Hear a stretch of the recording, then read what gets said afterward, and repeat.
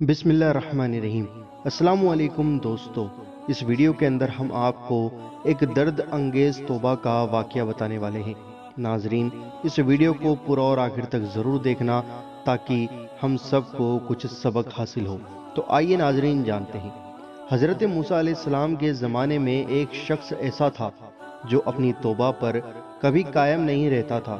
جب بھی وہ توبہ کرتا اسے توڑ دیتا، یہاں تک کہ اسے اس حال میں 20 سال گزر گئے۔ اللہ تعالیٰ نے حضرت موسیٰ علیہ السلام کی طرف وحی کی، میرے اس بندے کو کہہ دو میں تجھ سے سخت ناراض ہوں۔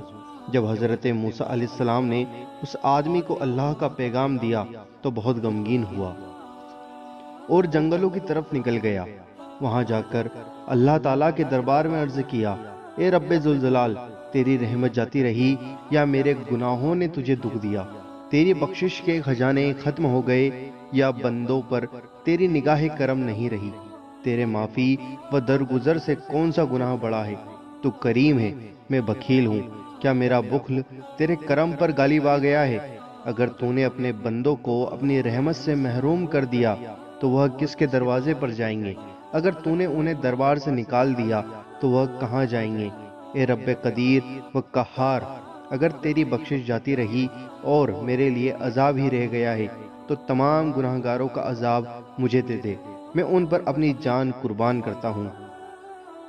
اللہ تعالیٰ نے موسیٰ علیہ السلام سے فرمایا، جاؤ اور میرے بندے سے کہہ دو کہ تو نے میرے کمال قدرت اور عفو و درگزر کی حقیقت کو سمجھ لیا ہے۔ اگر تیرے گناہوں سے زمین بھر جائے تب بھی میں بخش دوں گا۔ رسول کریم صلی اللہ علیہ وآلہ وسلم کا ارشاد ہے کہ اللہ تعالیٰ کو گناہگار توبہ والے کی آواز سے زیادہ محبوب اور کوئی آواز نہیں ہے۔ جب وہ اللہ کو بلاتا ہے تو اللہ تعالیٰ فرماتا ہے، میں موجود ہوں، جو چاہے مانگ۔ میری بارگاہ میں تیرا رتبہ میرے بعض فرشتوں کے برابر ہے۔ میں تیرے دائیں بائیں اوپر ہوں اور تیری دلی دھڑکن سے زیادہ قریب ہوں۔ اے فرشتوں، تم گواہ ہو جاؤ کہ میں نے اسے بخش دیا ہے۔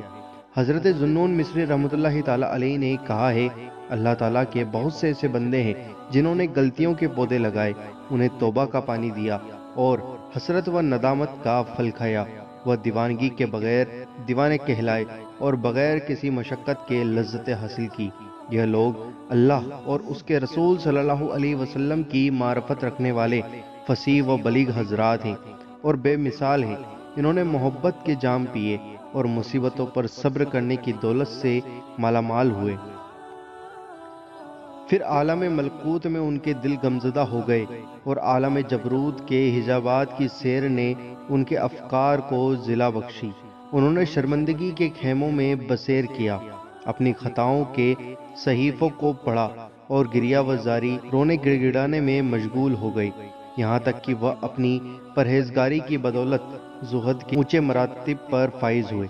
انہوں نے دنیا کو چھوڑنے کی کڑواہٹ کو میٹھا سمجھا اور سخت بستروں کو انتہائی نرم جانا، یہاں تک کہ انہوں نے نجات کی راہ اور سلامتی کی بنیادوں کو پا لیا۔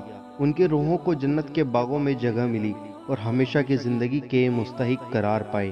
انہوں نے رونے دھونے کی خندقوں کو پاٹ دیا اور خواہشات کے پلوں کو پار کر گئے، یہاں تک کہ وہ علم کے ہمسائے ہوئے اور حکمت و دانائی کے تالاب سے سیراب ہوئے۔